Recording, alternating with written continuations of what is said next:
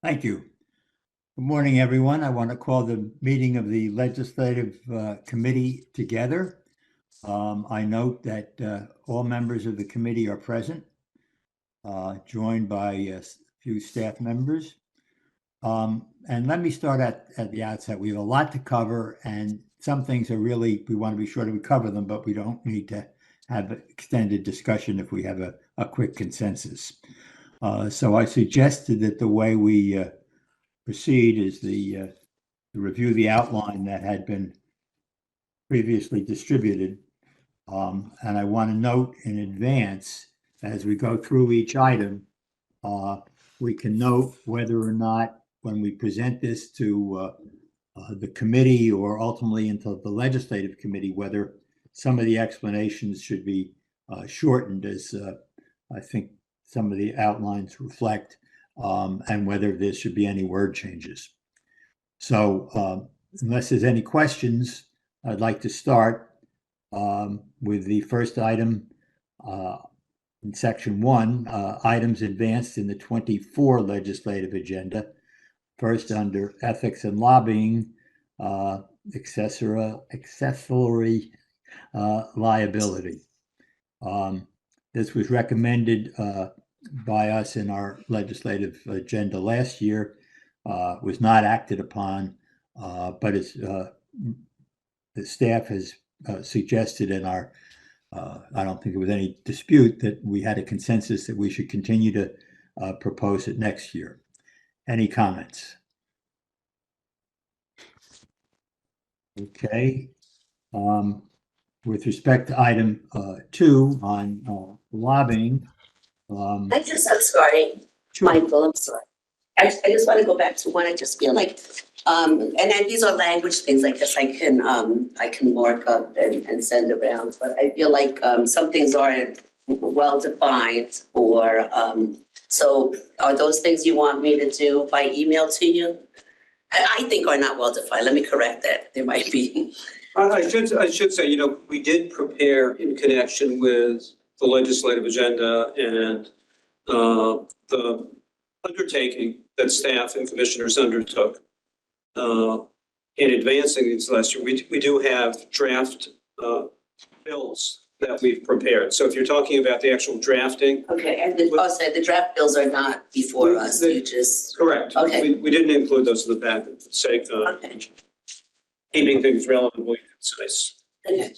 But this may be a good point to pause on the fact that in a number of areas, we have Sandy has a proposal, and I think was similar to last year, that the actual, what we would say in terms of the legislative agenda would just be, in effect, the first 2 paragraphs or a version thereof, rather than this full page. Isn't that right, Sandy?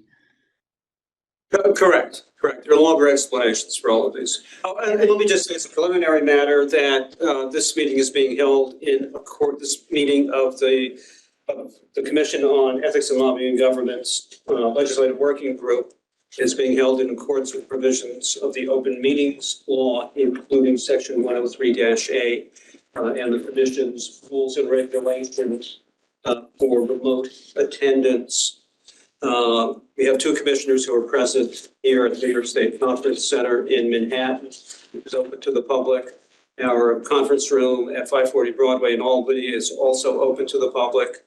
And 2 of our commissioners are participating remotely from locations, in one instance that are open to the public, in another instance pursuant to 103-A. So we have a quorum in places that are open. Thank you. Thank you. Okay, so let me say, maybe I should have said at the beginning, when we present this agenda, at least to our proposals to the public, and we have to discuss that at the end of the meeting, we can have a more simplified version of some of these.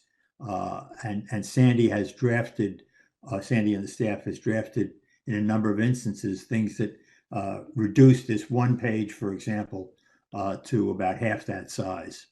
And we will, my suggestion would be that we could distribute that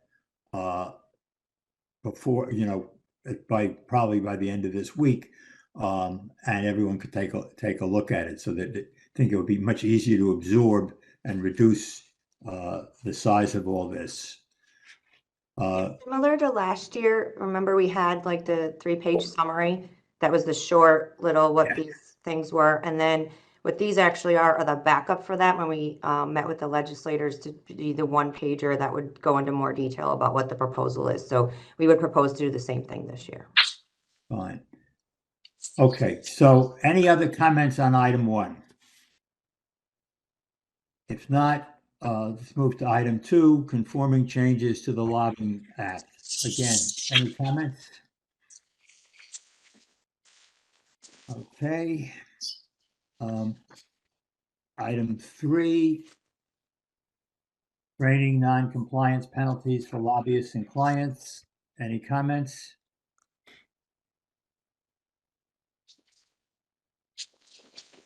Okay. Item 4, express individual liability of CAOs and other lobbying representatives.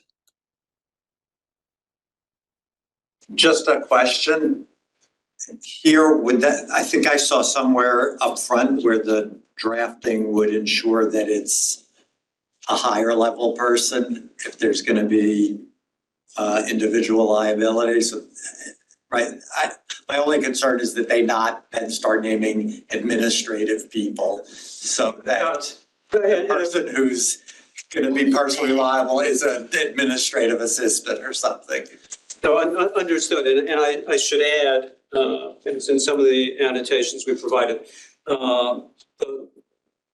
Carol Quinn, our Director of Lobbying, and her group had proposed and the commission adopted a number of amendments to the commission's regulations, specifically dealing in this instance with the definition of responsible party. Yeah, I saw that. I just wanted to make sure that would be Correct, yes, Okay. yes. So these proposals were initially proposed before those Okay. regulations were put in place. So That we was have to my conform only them. concern. Yep, absolutely. Thank you, Jim. Thank you, Sandy. And thank you, Carol. I assume you were the ones who did the real work on this. Okay. Item 5, post the financial disclosure statements of candidates. I have a question on this, which is, don't we want to say effective for the 26 candidates rather than the 24 candidates as the proposal outlines at the bottom? We could do either. We have all the 24s, a lot of them already redacted and ready to go. We could easily post them retrospectively, but if you want it just to be forward looking, that's fine. So I also wanted to talk about that. I agree with Michael, and I also think, I know there's a thought that we might want to do it retroactively, but really the purpose of this is for members of the public to view them prior to an election. So if in fact it's going to be passed in the 25 legislative session, I think we should make it, I guess it's for 2026 will be the next time there's an election of statewide legislators. Sure, we can make that change. Any other comments on that? Okay, so we can make that change. Okay. Item 6, add penalties for certain violations of the public officers law. Any comments on that? Okay. Item 7.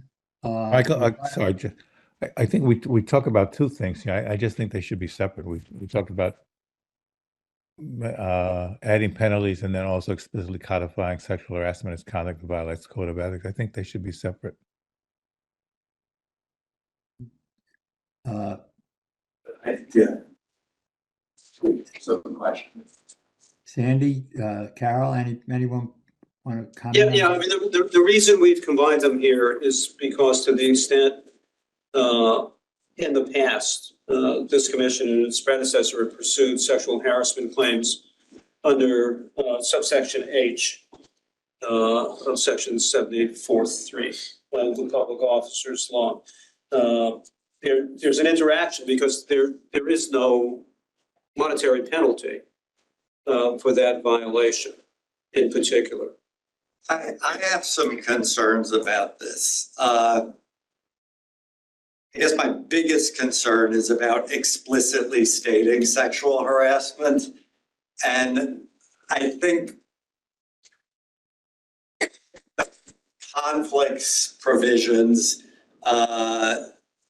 the ethics rules that require somebody not to violate the public trust and to not be, favoring one person over another covers a lot of sort of what might be especially like a serious, or I don't want to be sort of serious and not serious sexual harassment, because obviously it's all serious. But my concern is when I looked at the state sexual harassment policy, comments are included as a form of sexual harassment. And I just didn't, was concerned about us becoming some kind of EEO commission in the realm of sexual harassment. And my understanding is also that state policy discrimination based on sex or sexual orientation can also be considered sexual harassment. So we would be dealing with discrimination cases, and some cases maybe where there's a comment made in the office only when it's on the basis of sex or sexual orientation, but not if the boss is racist or if the boss is discriminating against certain religions. And I also feel like these investigations, having done EEO investigations, are really different than the types of investigations we do. They're really interview intensive, witness intensive. You have to interview everybody in the office. And there are other agencies that do this. So I just worry we're going to become an EEO board instead of an ethics board. And the ethics stuff that we're the only commission that deals with is going to get really diluted if we do this. And I think what you raised are issues that were raised when this first came before us, if I remember correctly.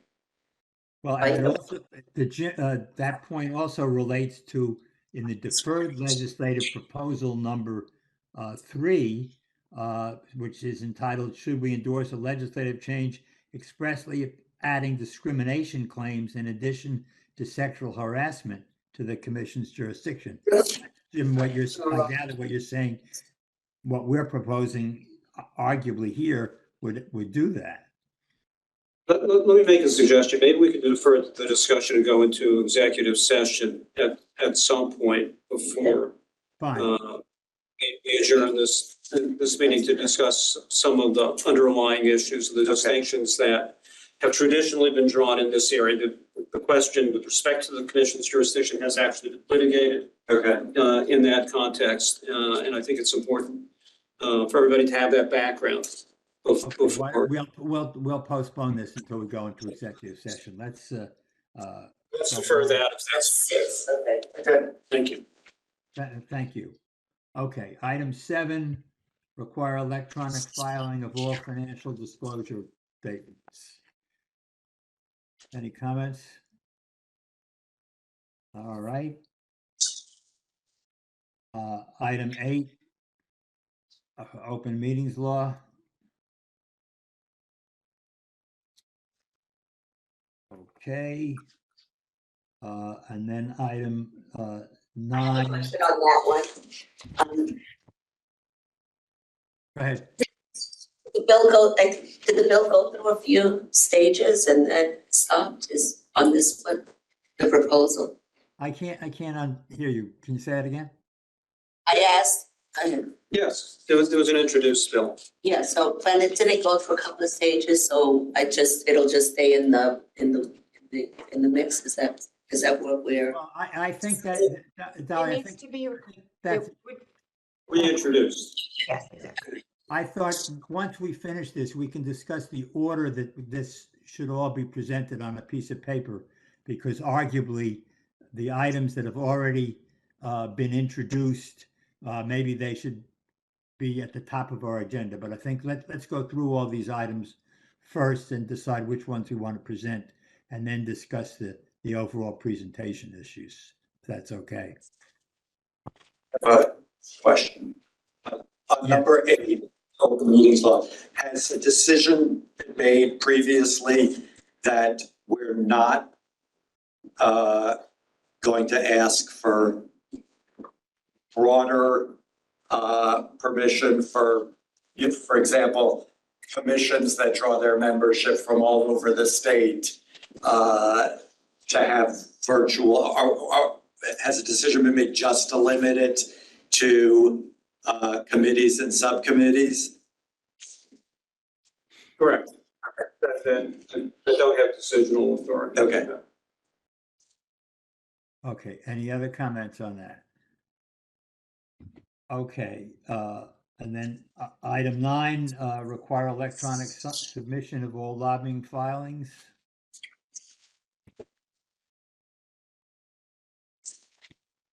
Okay.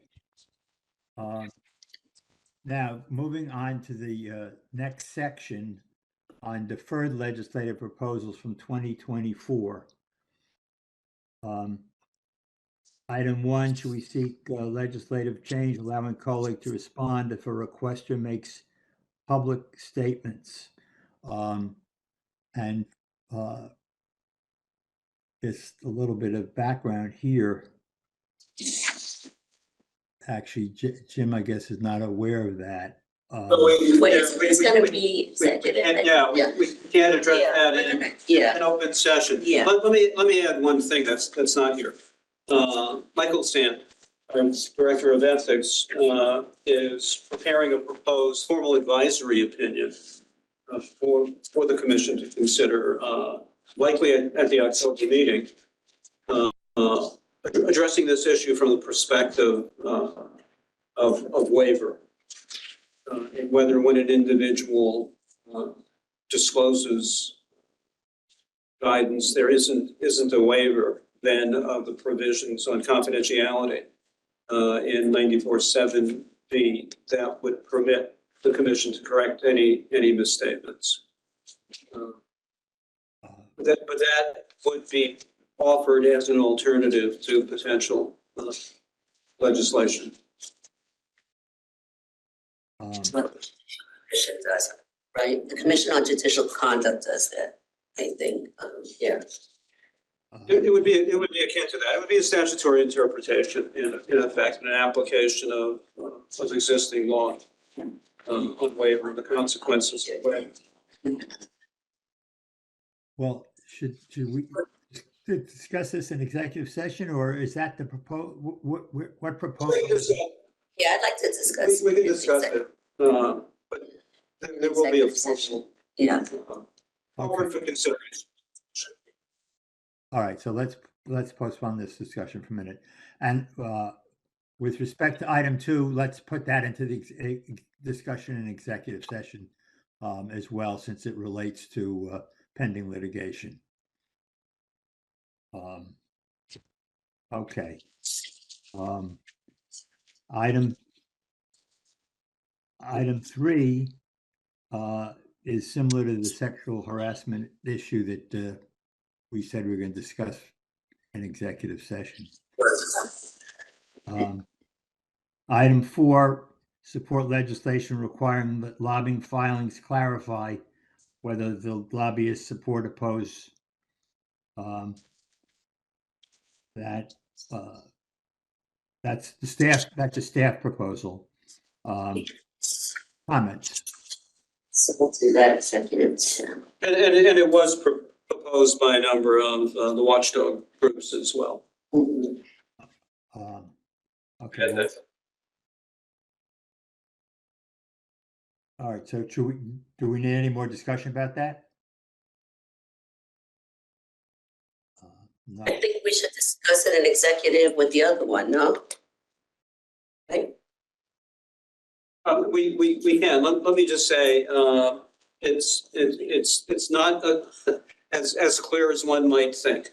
There are concerns that have been expressed that the burden of collecting that information, which will involve making changes to our lobbying application. So there are programming changes that will have to be made, which will be somewhat costly and extensive. And then all the associated materials that our lobby division puts out, training materials and so on, will also have to be modified.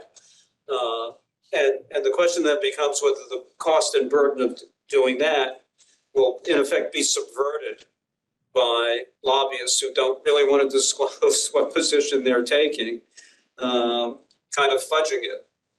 Because, well, maybe they're opposing a piece of legislation, but their position is it should be amended in a way that makes I was it going to say you might just get subjectionable. everyone saying we're testifying in favor of amendments. Well, then, I mean, the fact is that other jurisdictions in their law regulations and filings do require lobbyists and clients who are making filings to disclose whether they support or oppose or seeking modification. So it is something that's done.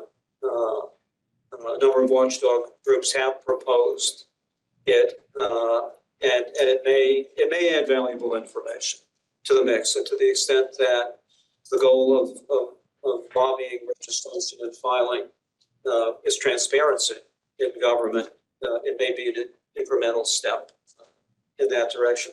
Carol, I don't know if you have anything to add on that. Yeah, I would just say the same. I would echo what you said, which is, other jurisdictions do this, and our whole shop is about transparency. My concern is whether it will actually give meaningful information, because I do think a lot of bills are not straightforward and it's not a straight yes or a no. So I do believe we'd get a lot of, and we'd have to, tinker with the language, and I certainly would like to look at other jurisdictions and see what they do. And maybe there's a great way of doing this, and I think we should explore that. But, I guess I'm concerned that most lobbyists or clients will say they oppose with modification or they support with modification. And we won't, it's hard to know what that means, right? So I'm just not sure, again, along with echoing what Sandy said, we do have to think about the whether it's meaningful information. Will it support transparency against, the implementation costs? And so I'm very willing to look at it. I think it sounds like a great idea. I just want to make sure, looking at it, if there's a way to figure out how to capture information that's meaningful. So I'd like to look at other jurisdictions to see how they do it and try to, do a proper evaluation of that. Because if it provides meaningful information, I'm all for it. I think we just need to look at it. Okay, well, first of all, let me add that I just got a text from Len that he's now on the call. But what about the practicalities of this? Is it likely, given all the other items we're urging, and the burden, assuming it was passed, the burden on the staff, is this the right time to make that proposal as one of our proposals? Is that a consideration to take into account? Yeah, I mean, I think after we go through all of the proposals, we're going to have to make a judgment as to, how many realistically we can advance, and whether it makes sense to have a more robust kind of roster of proposals going in, and then make assessments as we move along, have meetings with various legislators. Okay. But yeah, we may go beyond the point where we can be efficient in advocating for those proposals we think are important. If we have too many. Right. All right. Well, maybe we can discuss this overall in terms of how we're going to present this ultimately. All right. Item 8, proposal for legislative change that would require reporting misconduct to us.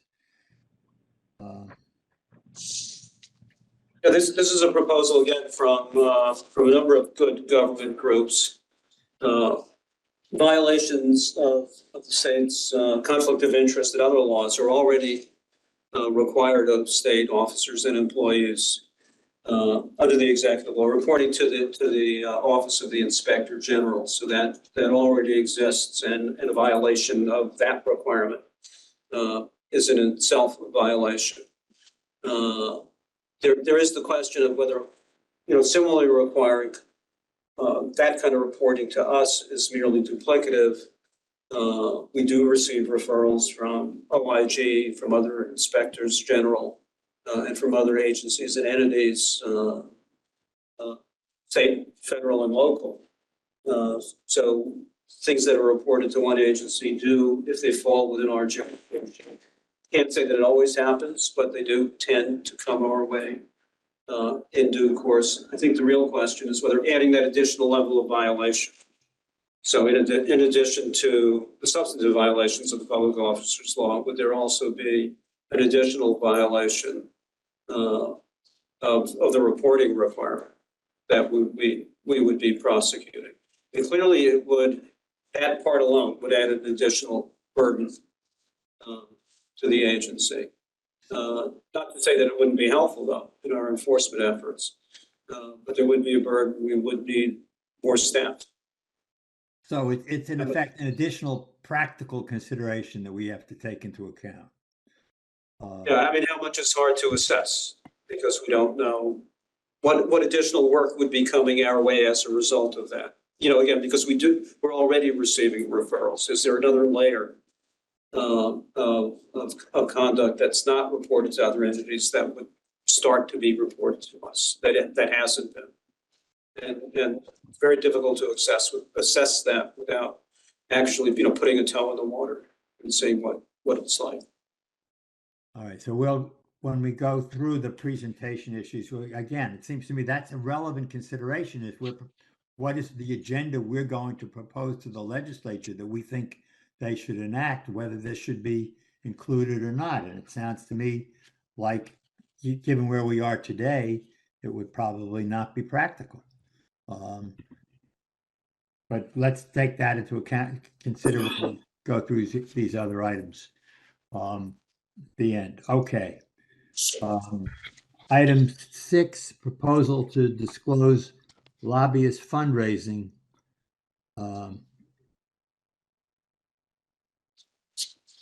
And Again, this is a situation where there's duplication potentially.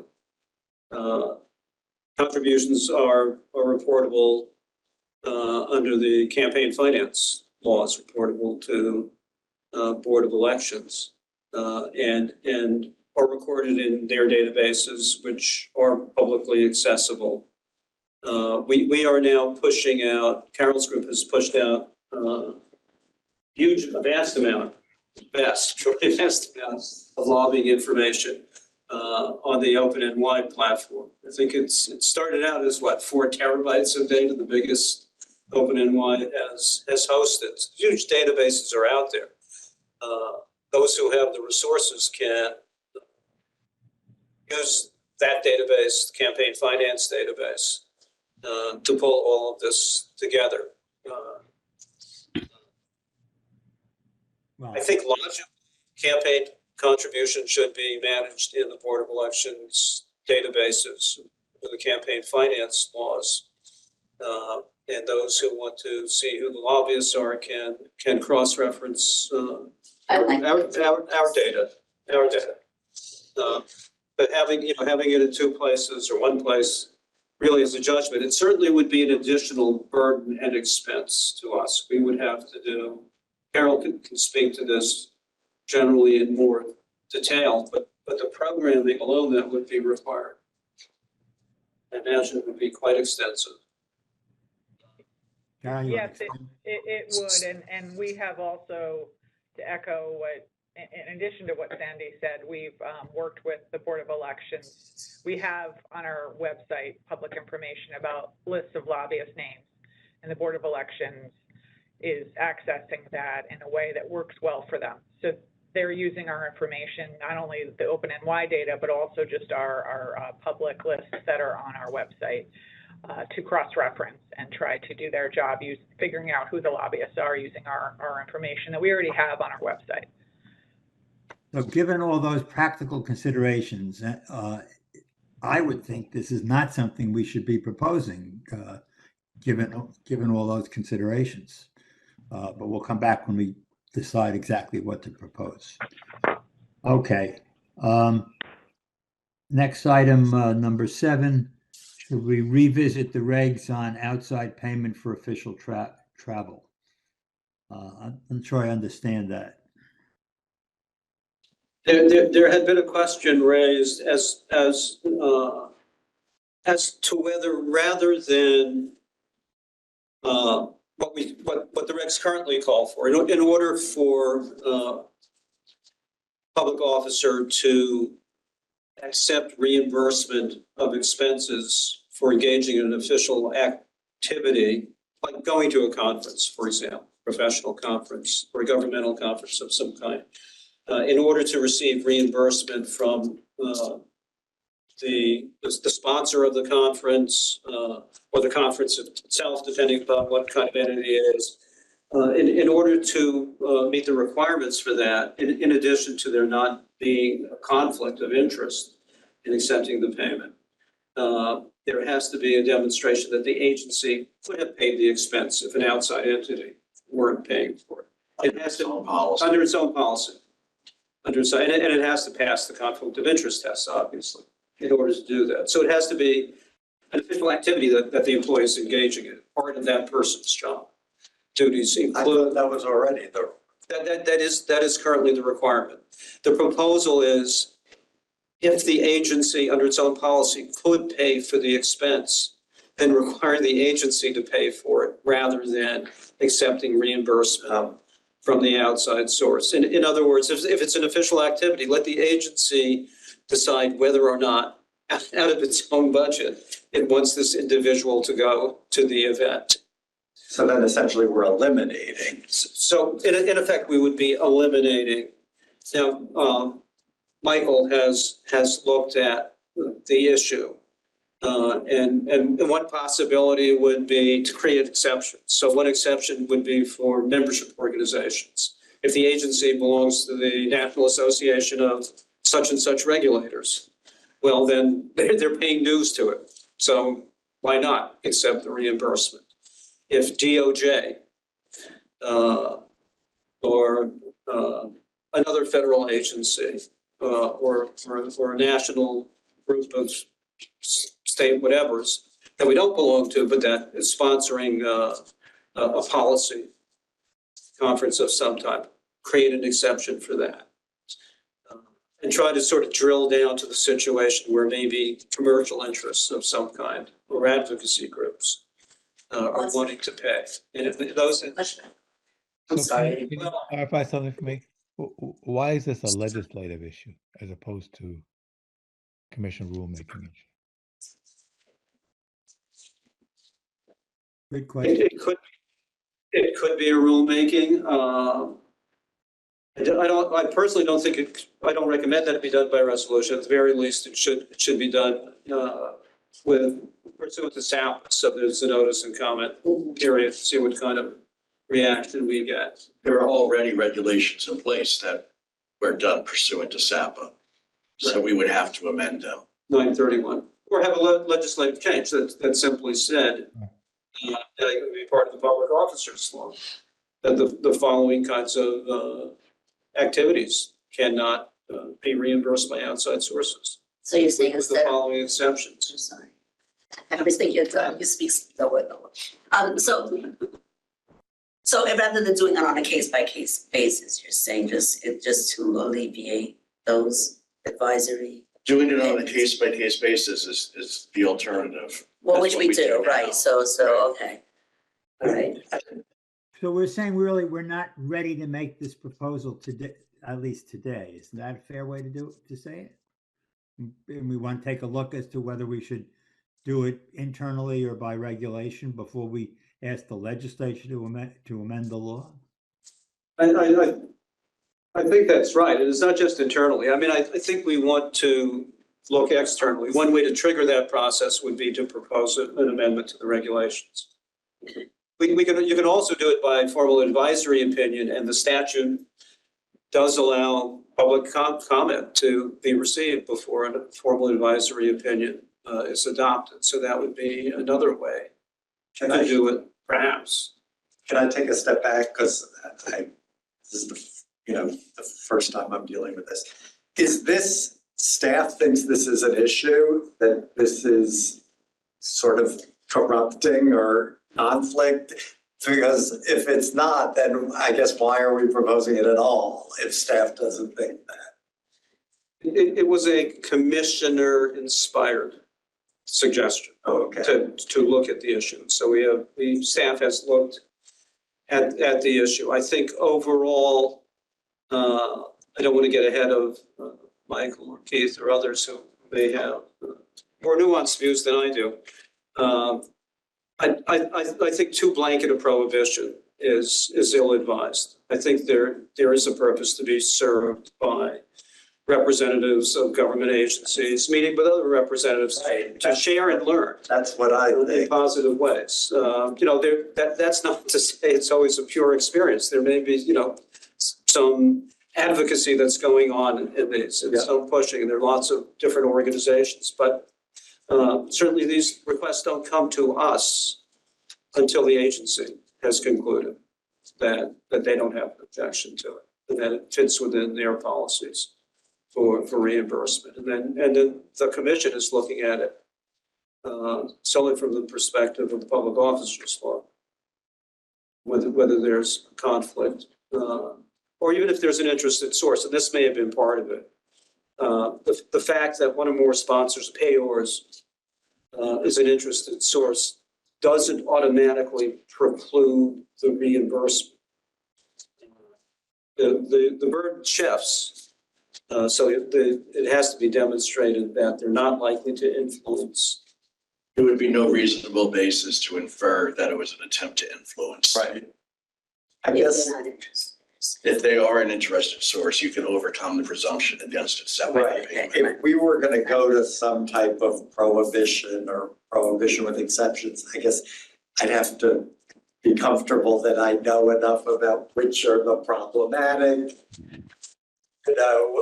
Yes. reimbursements for events and which aren't, than just to say, oh, okay, let's stop them. We haven't really noticed a pattern of what we consider problematic payments. Shouldn't we be? It seems to me these boils down to, we're trying to come up with what we're going to propose as our legislative agenda. And it seems to me we have a pretty quick consensus here that with all the questions that have been raised, we're not prepared to suggest that this is needed. And, we can debate later on various issues, but I don't think it's a matter to propose in the next coming months to the legislature. And that's the bottom line of what we're trying to decide today, right? Okay, let's move on to item 8, and then we can decide how to proceed from here. Proposal to propose FDS filings or information from them beyond elected and statewide officials. Again, I think this is something, personally, I think this is not something we want to touch at this point in time. I agree. Okay. So before we go into executive session, I think it might be useful for staff to explain both the upcoming public meeting and then how the thought is that we will be ultimately proposing the legislative agenda, since ultimately we want the commission either at the October or November meeting to adopt that what our agenda will be. So Sandy, you want to, or one of you want to explain what's on the agenda for that? Yes, I mean, we are in the process of finalizing the notice for the meeting. It will be quite similar to the notice for our first public hearing. It's going to call for the statutorily required items which are reflecting on our performance and on whether there are any needed changes to the laws that we administer. I think those are basically the two statutory statements. Last time, we also included, it kind of overlaps, the subject matter of the comprehensive review. That is the compatibility of the existing advisory opinions, statutes, and regulations with ECRA. Large part. So I think we're planning to include that again in the notice, what we're seeking, subject matter we're seeking commentary on. If we're at that point and the commission's comfortable with it, we would be putting out and asking for comment on the legislative agenda.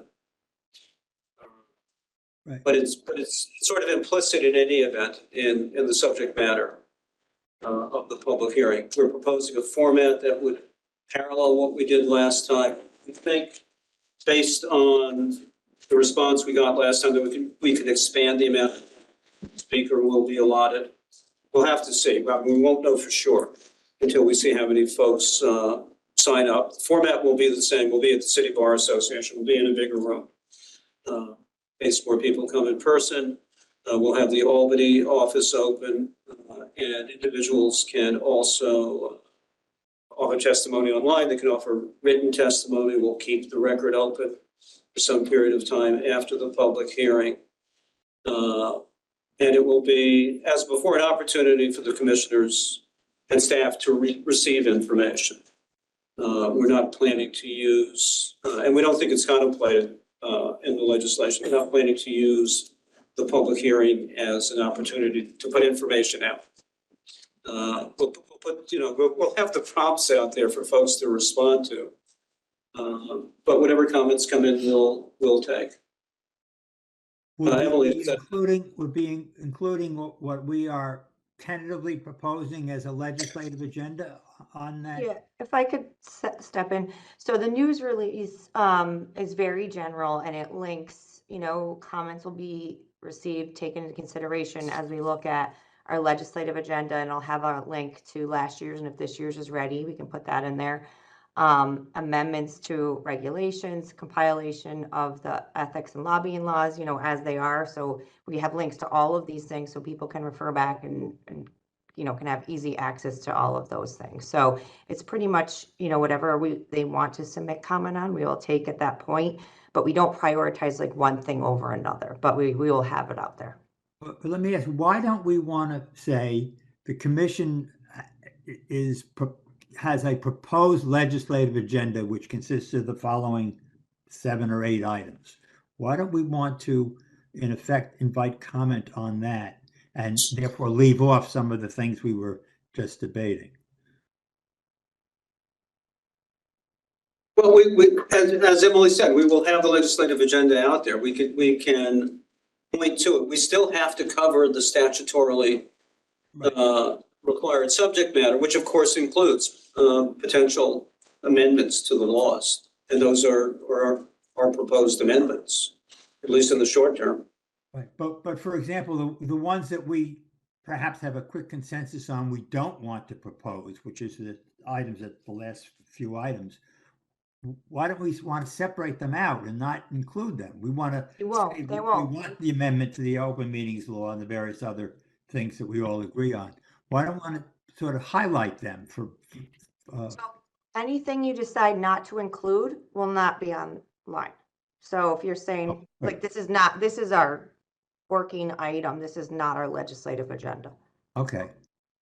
That's good. So we don't have to comment, at least ourselves, on the things that we know we don't agree with. Correct. Correct. We may, to the extent these were proposed before, some of them were proposed previously by some of the watchdog groups and others. We may see them again. But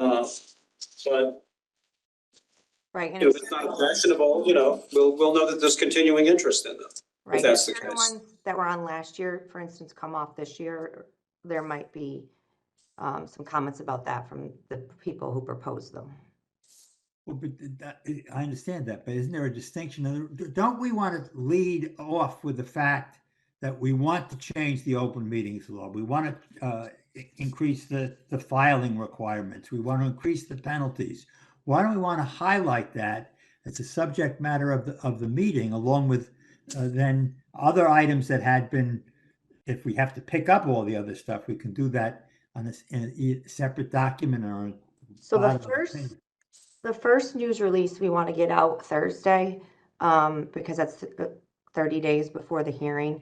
And we link to our former legislative agenda for 2024, and we say as we're considering to reassess that, right? Because our 2025 legislative agenda will not be done. If commissioners feel, we want a reminder, we do plan on doing a reminder to please submit comments and that this is happening. If we want to feature the 2025 legislative agenda as it's determined at the October meeting, we could do that in the second release, but I don't think we're at a point where we're ready to do that just yet. But what I would envision, if we can do it from a time point of view, is have a document standing by itself that says our 25 legislative agenda is the following. Right, which is what we did last year, and I thought that's what we were hoping to get to at the the October or November meeting. I don't know, it depends on what you all are aiming for. Well, the November meeting is going to be held after the public meeting, though, I think. Yes. But what I was envisioning is if we could get it done, is based upon this meeting, we could propose to the October meeting that we think the legislative agenda is subject to what further comments we get at the public meeting would include the following 8 or 9 items. Wouldn't that be helpful from a overall? We can certainly, if everyone agrees on it at the October meeting, we can certainly get it out there and add it to the second release saying, here's our proposed 2025 agenda. All right, well, any other comments on that? I mean, I think that would be very, very useful. So I guess I just wonder, I mean, we have, as Emily said, that we have our legislative agenda from 2024. We make them aware of that. Because I think our legislative agenda for 25 might be influenced by comments we get at the public hearing. So if we send out notice of what we did in 2024, none of which was adopted, and we could then, I guess, work from the public comments and other work that the staff is doing to come up with our final agenda for 25 at our November meeting. So I think it might be better for us to wait until November to come up with our final agenda and have people comment on stuff that we're comfortable with right now. And another option is to put it out after the October meeting as draft, like we did last year. So say draft on it, right? Which then gives us the opportunity to, if anyone does comment on it, consider their comments. Keep in mind, we're going to have to take those comments at face value, and we're not going to be able to do extensive background checks, for data information. Last year, remember that all took several months after the public meeting, so it would have to be a very quick yes, just on the face of it, we like it, let's do it type of a thing. Yeah, I mean, we could have a tentative legislative agenda that we can receive comment on. Yeah, just like we did last year. Yep. Yeah, and a tentative 2025 and see what kind of reactions we get, supportive or not. I think that would be, and it's consistent with the objective, statutory objective for the public hearing process. Right, so the second notice will have, so the first notice will just be, this is, when it's happening, this is the format, this is how you sign up, and then the second notice after the meeting would have the draft agenda. So with that, but the first notice therefore would include in effect all of these items that we've just discussed? It'll include a link. So what we say is we're taking, all of these things will be considered, but we're taking comments on all of these things. As we reassess our legislative agenda, it'll link till 2024. as we evaluate amendments to regulations, it'll go to the amendments regulations page. The current laws and regulations, it'll go to the current laws and regulations page. So people can look up and see, what is the legislative agenda? What is the compilation? What are the ethics laws? What are the regs? And they can go to whatever piece they want to go to. And so then we would, in the second document after the November meeting, we would in effect have our real legislative agenda for 2025. We could put the draft. Yep, we could put the draft and say we have a draft agenda at the October meeting. We're also, if you would like to comment on that. Yep.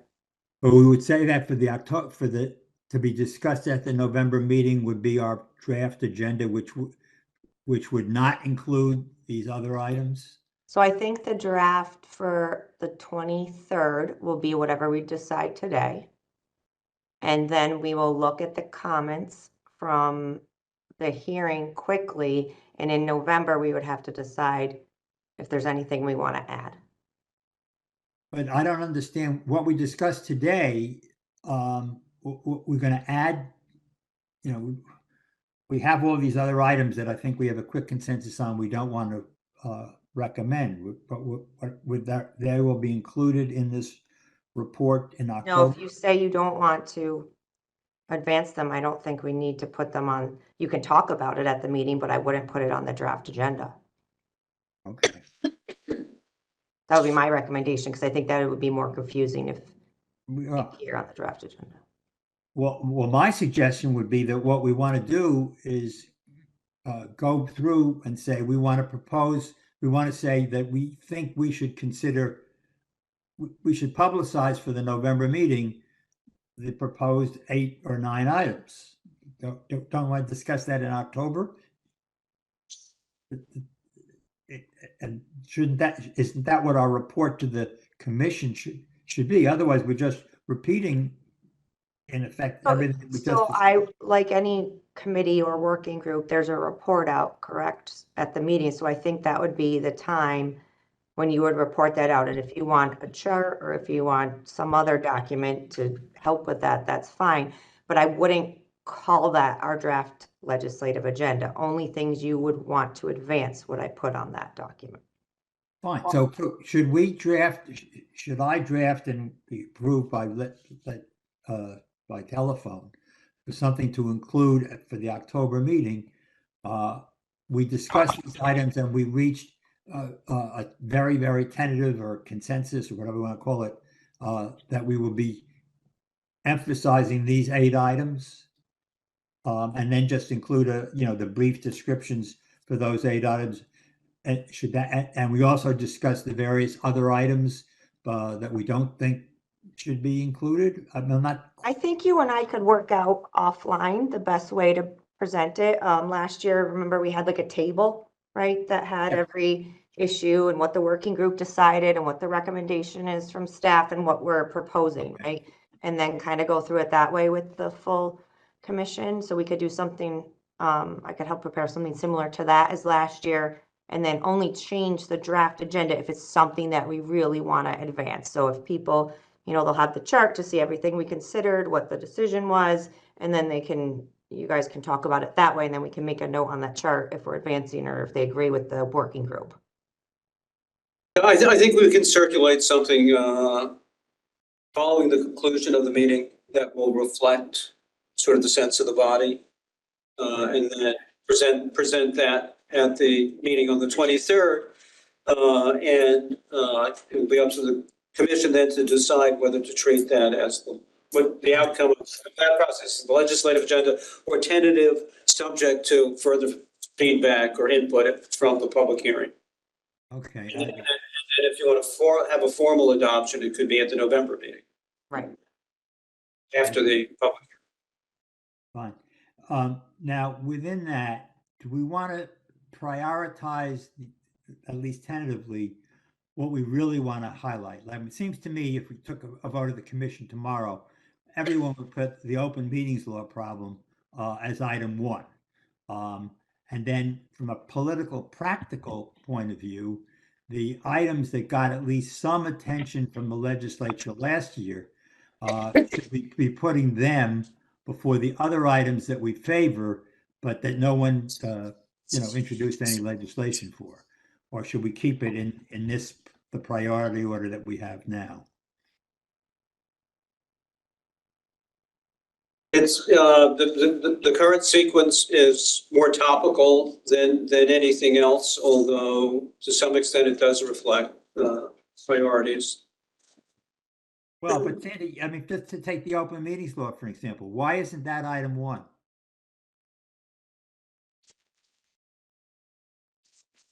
And the reason it's not item one is as important as it is, it's ancillary to Fair point. the commission's mission. So it's so a change would, from our perspective, facilitate further work by commissioners on important issues by removing some of the obstacles that we have because of the physical presence requirement. But it doesn't go to our core mission. That's fair. That's fair. So But should we- it's- All right, but then my next question, should we, for example, under ethics, should we be listing them in the order we have now? Or should we be listing them in the order that, one bill got more support than some of the things we proposed, but there was no legislation on? Should we be rearranging within those subsections?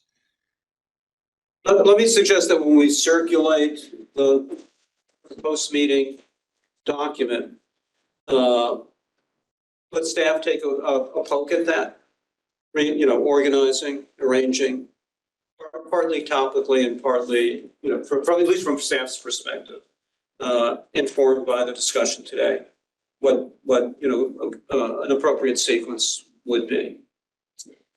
And well, and added to that, to the extent we're adopting proposals that we didn't endorse, but some of the other groups did, and now we agree with it, should we be adding them in or continuing this distinction between what we propose and what the good government groups proposed and then we agreed upon? I think there were a couple. I think it's a little bit of a mix, but, some of the proposals we agree with in principle, but it's a practical matter. Right. We don't think we're able to advocate for them now, even if, conceptually we agree with the idea underlying them. Okay. Before we go into executive session, any other comments on what we've just been talking about? All right. If not, why don't we just go back, and go into executive session now to discuss a few items that were raised. So can we, I guess, Emily, See is a motion. I'll make, so, there a motion to go into executive session? yes, so moved. Dolly, I can't see very well. It's all moved. All right, is there a Dolly has moved, second. Karis has seconded. all in favor of going into executive session, say aye. Aye. This is confidential legal advice. Aye. Right, because we need some confidential legal advice. We're going into executive session. All in favor, please say aye. Aye. Okay. All right, can we go into executive session? We can, and it's a different link, which I just sent to everybody. So we'll see you over there. You're live. All right, we're back in the public meeting. We had a executive session where we discussed legal questions relating to some of the proposals. Anything else that I should add, or Sandy, that you should add to what we did in the executive session? No, I think that covers it. Okay. So we, I think we're at the point now that Emily and I will prepare a report to give to the full commission on for the October 23 meeting. I will review it. Emily and I will review it. I will then send it to the 4 members of the committee for your comments. And after incorporating those comments, and therefore I request that any comments be given as quickly as you can after you get our report, which we'll try to do in the next couple of days. I'll then send the report as revised to the full commission. And that report will summarize what we've agreed to and explain how the intend to suggest we proceed through the public meeting in November. Any other comments or suggestions or questions? If not, and Emily, if you can then stay on the, well, I guess, Emily, we should have a private conversation after this. Why don't you call me as soon as you're ready? Sure. Any other business? If not, thank you all for coming and spending the time, and look forward to seeing you at, Yeah, we should have a motion to adjourn, Commissioner. yes, can I have a So motion moved. to adjourn? Anyone want to make a motion to So adjourn? move. Seymour moves, is there a second? Jim Carrots, seconds, all those in favor? Aye. Opposed? Thank you all, the meeting is adjourned. Thank you. Give me a call, Emmy, whenever you want.